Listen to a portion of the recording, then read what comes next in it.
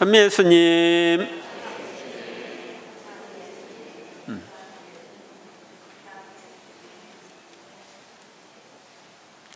오늘은 대림 제3주일이며 자선주일입니다. 성경은 금을 쌓아두는 것보다 자선을 베푸는 것이 낫다고 말합니다. 한국 천주교회는 1984년부터 해마다 대림 제3주일을 자선주일로 지내고 있습니다. 벌써 38년째 지내고 있습니다. 자선은 주님의 사랑을 실천하는 한 가지 방법인데, 주님께서 당신 자신을 송두리째 내주신 성체성사의 신비를 체험하게 하는 신앙 행위입니다. 오늘 교회는 가난하고 병든 이들과 소외된 이들이 그리스도의 사랑을 느끼며 살아갈 수 있도록 기도하고 특별 헌금을 통하여 자선을 실천합니다. 오늘의 독서와 복음은 메시아가 오시면 이루어질 일들에 대해 말합니다. 첫째, 제1독서에서 이사야 예언자는 메시아가 오실 때의 변화에 대하여 말합니다. 광야와 메마른 땅은 기뻐하여라, 사막은 즐거워하며 꽃을 피워라. 이사야서는 광야와 메마른 땅과 사막은 메시아의 오심을 기뻐하고 즐거워하라고 말합니다. 그래서 우리는 메시아이신 예수님의 오심을 기리는 성탄을 기쁜 성탄이라고도 부릅니다. 수선화처럼 활짝 피고 즐거워하며 환성을 올려라. 레바논의 영광과 카르멜과 사론의 영화가 그곳에 내려 그들이 주님의 영광을, 우리 하느님의 영화를 보리라. 메시아가 올 때 광야와 메마른 땅과 사막이 즐거워 뛰며 환성을 올리는 이유는 그곳이 숲이 우거진 레바논처럼, 엘리야가 승리한 갈멜산처럼, 또 갈멜산 옆에 있는 사론 평야처럼, 곡식이 많이 나는 이 샤론 평화처럼 변화될 것이기 때문입니다. 이는 예수님의 재림을 통해 이 세상이 낙원으로 변화될 때 이루어질 것입니다. 이 개신교에서는 이 사론에 대해서, 사론의 수선화라고 표현되어 있는데, 사론에 대해서 많이 얘기합니다.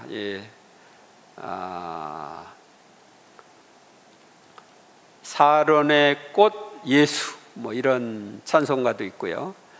사론의 장미, 그래서 로즈 오브 사론 그랬는데, 이게 이제 뭘 가리키느냐면 무궁화를 가리킨다고 얘기를 합니다. 이 로즈 오브 샤론은 꽃마른 섬세한 아름다움이라는 뜻인데, 무궁이라고 하는 것은 끝이 없는 시공으로 영원하다는 뜻이라서 이것이 바로 예수님을 가리킨다. 그래서 우리나라가 예수님을 상징하는 꽃을 국가의 국화로 쓰고 있다, 이렇게 이야기도 합니다. 아무튼 예수님이 오시면 변화가 올 것을 오늘 독서는 이야기하고 있습니다. 너희는 맥 풀린 손에 힘을 불어넣고 꺾인 무릎에 힘을 돋우어라. 이는 메시아를 맞으러 나갈 준비를 하라는 뜻입니다.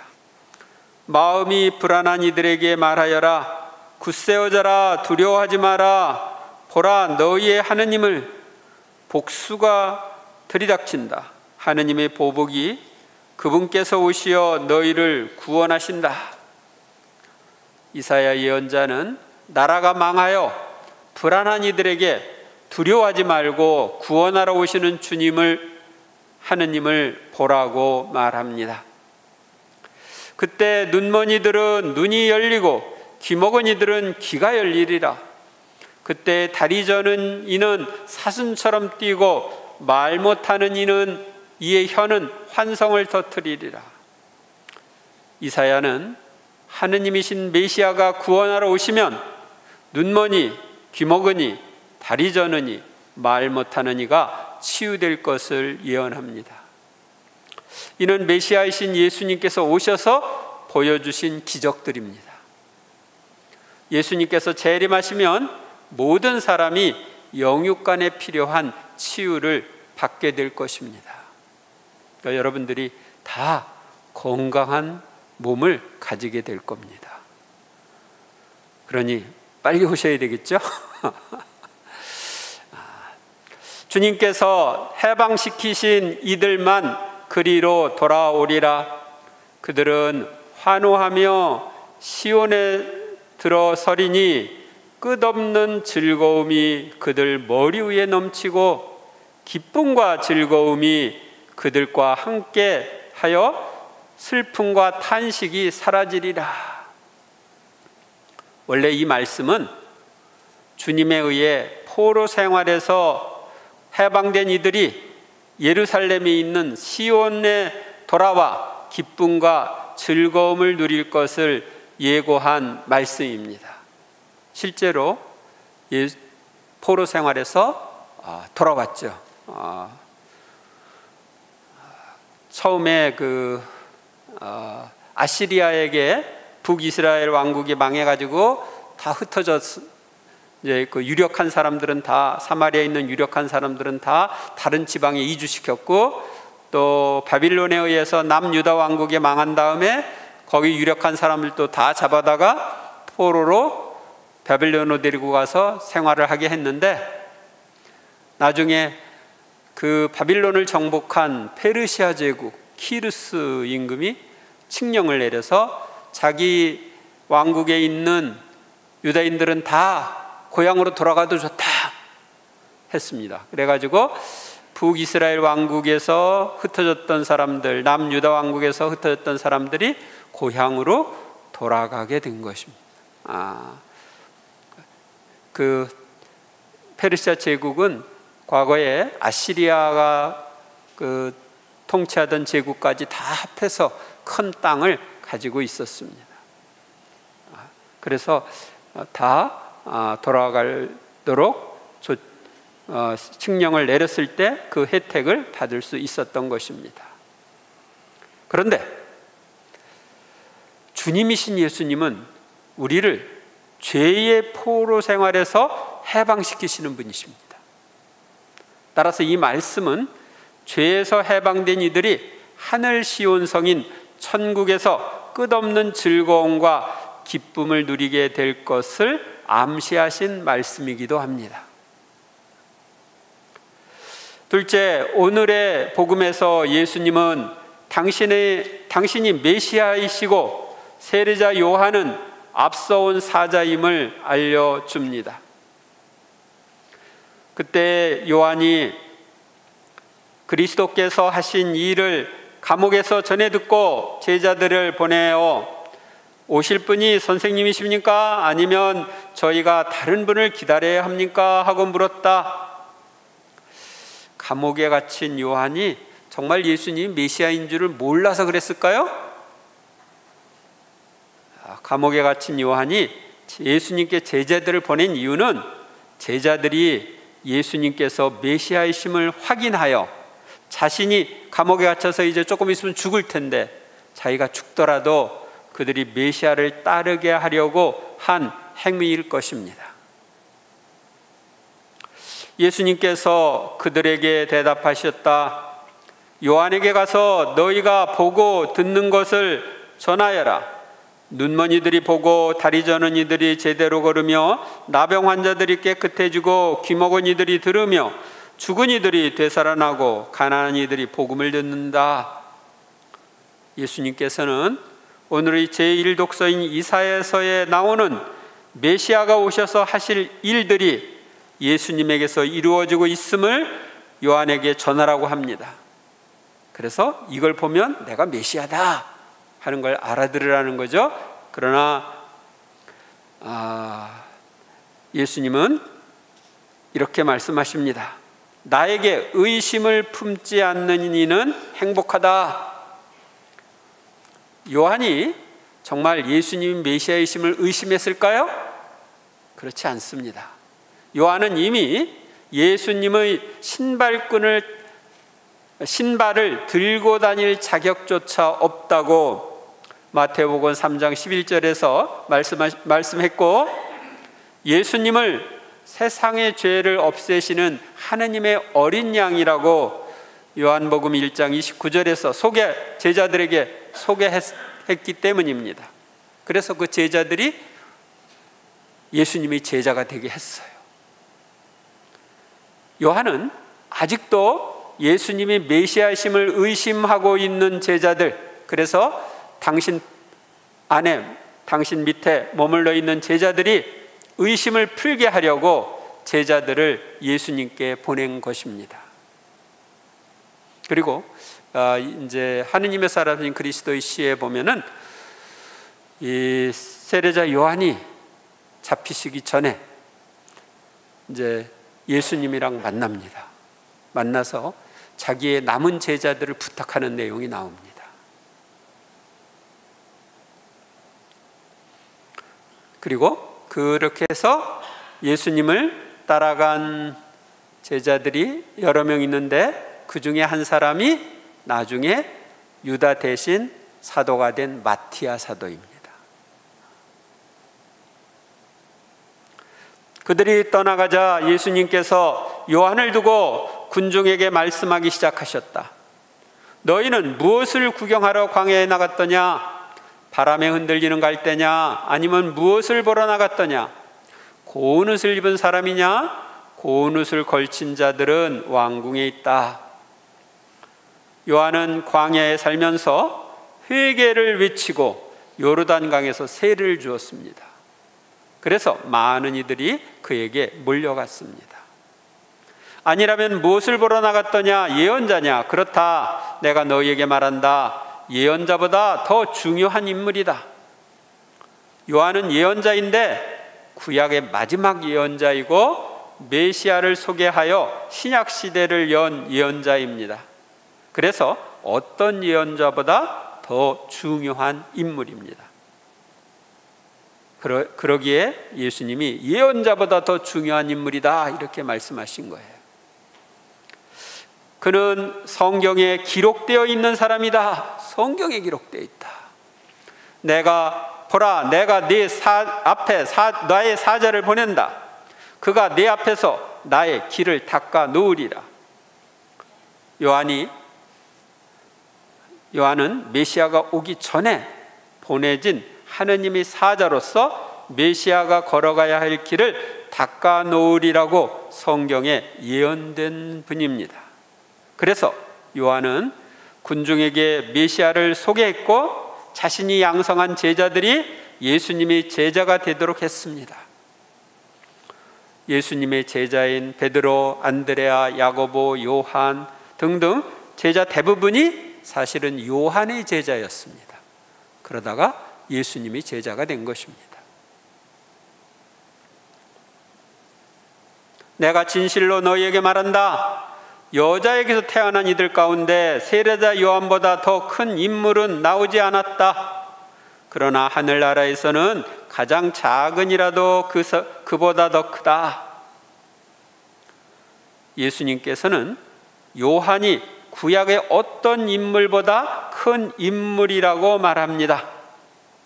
여자의 몸에서 태어난 사람 중에 세례자 요한보다 더 큰 인물이 없다. 그러니까 구약의 최고의 인물은 누구요? 세례자 요한입니다. 그럼 왜 그분이 최고의 인물일까요? 모세도 있고 다윗도 있고, 그런데 메시아이신 예수님을 소개한 선구자이기 때문에 최고의 인물입니다.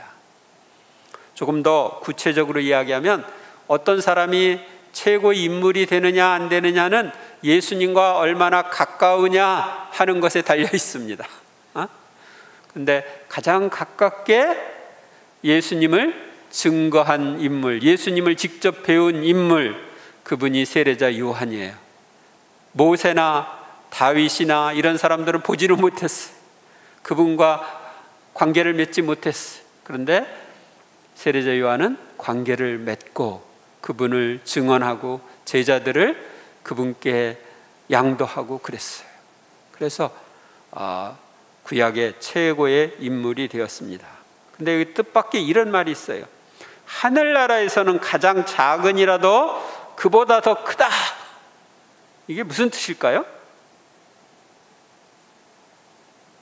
요한이 속한 구약의 율법 시대보다 예수님이 여실 하늘나라 신약 은총의 시대가 뛰어나다는 것을 강조한 말씀입니다. 이는 개인의 성덕 비교가 아닙니다. 그러니까 우리들은 지금 하늘나라에 속해 있죠? 그런데 우리보다 세례자 요한이 못하다 이렇게 얘기하면 안 되는 거예요. 이것은 구약과 신약을 비교해서 신약이 뛰어나다는 것을 강조한 표현이다. 이렇게 알아들으면 되겠습니다. 셋째, 오늘의 제2독서에서 야고보 사도는 주님의 재림을 참고 기다리라고 말합니다. 형제 여러분, 주님의 재림 때까지 참고 기다리십시오. 땅의 귀한 소출을 기다리는 농부를 보십시오. 그는 이른 비와 늦은 비를 맞아 곡식이 익을 때까지 참고 기다립니다. 야고보 사도는 농부가 소출을 기다리듯 주님의 재림을 참고 기다리라고 말합니다.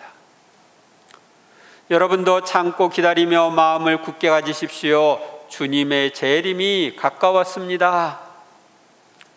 야고보 사도는 주님이 재림이 가까웠으니 참고 기다리며 마음을 굳게 가지라고 말합니다. 예수님이 곧 오신다고 그랬는데 얼마 지났어요? 2000년 됐어. 아직도 안 오셨어. 그러나 예수님의 재림이 2000년만큼 가까이 온 거예요. 형제 여러분, 서로 원망하지 마십시오. 그래야 심판받지 않습니다. 보십시오. 심판자께서 문 앞에 서 계십니다. 형제 여러분, 주님의 이름으로 말한 예언자들을 고난과 끈기의 본보기로 삼으십시오. 야고보 사도는 주님이신 예수님의 재림을 기다리는 사람들에게 서로 원망하지 말고 예언자들을 고난과 끈기의 본보기로 삼으라고 말합니다. 즉 예언자들처럼 고난을 당하더라도 끝까지 예수님의 재림을 기다리라는 말입니다. 구약 성경에 예언된 메시아이신 예수님께서는 2000년 전에 이미 이 세상에 오셨습니다. 그리고 당신의 말씀과 행적을 통해 당신이 이 세상의 메시아, 곧 구세주이심을 보여주셨습니다. 우리는 그분께서 승천하신 대로 다시 오실 것을 기다리고 있습니다. 그분이 오시면 새하늘 새 땅인 새 시대를 여실 것입니다. 예수님께서 재림하시면 우리는 모두 기쁨에 넘치는 생활을 하게 될 것입니다. 우리는 그분이 곧 오시지 않는다 하더라도 참고 기다려야 합니다. 그리고 언제 오시더라도 기쁘게 맞이할 준비를 해야 합니다. 기쁨은 하느님의 구원과 사랑으로 맺어지는 열매입니다. 우리가 하느님의 구원과 사랑을 체험할 때 기쁩니다. 기쁘지 않은 그리스도인은 뭔가 부족한 그리스도인입니다. 여러분들은 기쁘고 즐겁게 살아야 돼요. 바울 사도는 기뻐하십시오, 거듭 말합니다. 기뻐하십시오 하고 기쁘게 살 것을 강조하고 있습니다. 우리는 마음에서 우러나오는 내면의 기쁨을 가지고 살아야 합니다. 그런데 우리 영혼의 기쁨을 앗아가는 것이 있습니다. 뭘까요? 죄입니다. 죄. 죄를 지으면 기뻐요? 안 기뻐요? 안 기뻐요. 죄를 지으면 불안해. 평화가 깨져요. 그래서 교회는 우리가 죄에서 벗어나 기쁜 성탄을 맞이할 수 있도록 판공성사를 주고 있습니다. 따라서 판공성사를 모두 받고 기쁜 성탄을 맞이하시기 바랍니다. 그리고 여러분들이 늘 기쁘고 즐겁게 살고 싶어요? 그러면 좋은 씨를 많이 뿌리세요. 예를 들면 이웃에 대한 칭찬이나 격려나 사랑의 표현, 또 하느님께 감사와 찬미를 드리는 것, 그리고 거듭말합니다. 기뻐하십시오 했으니까 모든 것에 대해서 기뻐하는 것, 이런 것들을 자꾸 뿌리면 뿌린 대로 거두니까 바로 기쁨의 열매, 좋은 열매를 거두게 될 겁니다. 그런데 불평, 불만, 험담, 미움, 시기, 질투, 이런 나쁜 씨를 뿌리면 어떻게 될까요? 뿌린 대로 거두니까 나쁜 열매를 거두게 되는 것입니다. 아셨나요? 그러니까 자연 법칙을 생각하세요. 좋은 씨를 뿌리면 좋은 열매를, 나쁜 씨를 뿌리면 나쁜 열매를 거둔다. 이게 자연 법칙이에요. 근데 사람들은 그거 망각하고 나쁜 씨를 계속 뿌려. 주변에 있는 사람들 마음 안에 나쁜 씨를 계속 뿌려요. 불평, 불만, 미움, 뭐 이런 것들을 막 뿌려. 그러니까 좋은 열매를 못 거두는 거예요. 이번 한 주간도 예수님의 오심을 묵상하면서 좋은 열매를 얻기 위해서 좋은 씨를 많이 뿌리고 예수님의 오심을 잘 준비하는 한 주간이 되시기를 바랍니다. 감사합니다.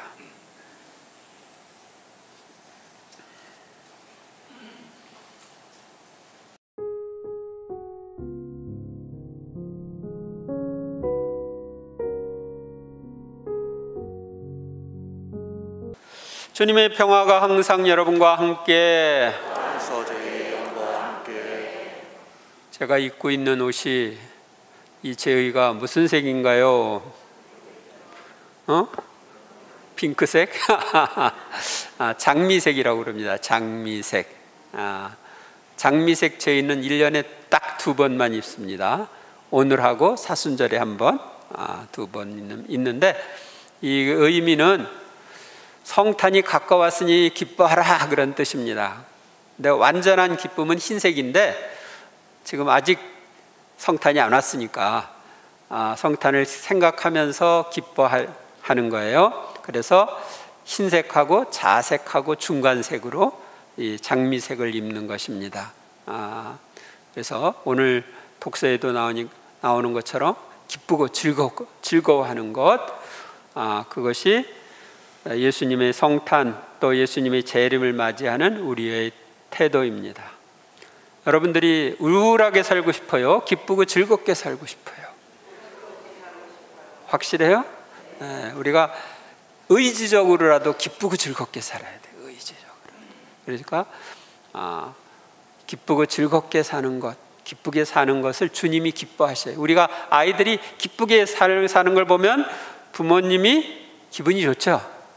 그것처럼 우리가 기쁘고 즐겁게 사는 걸 보면 하느님이 기뻐하셔요. 아셨습니까? 네, 그래서 오늘 평화 인사는 기쁘게 삽시다. 평화 인사 나누십시오. 기쁘게 삽시다. 기쁘게 삽시다. 기쁘게 삽시다.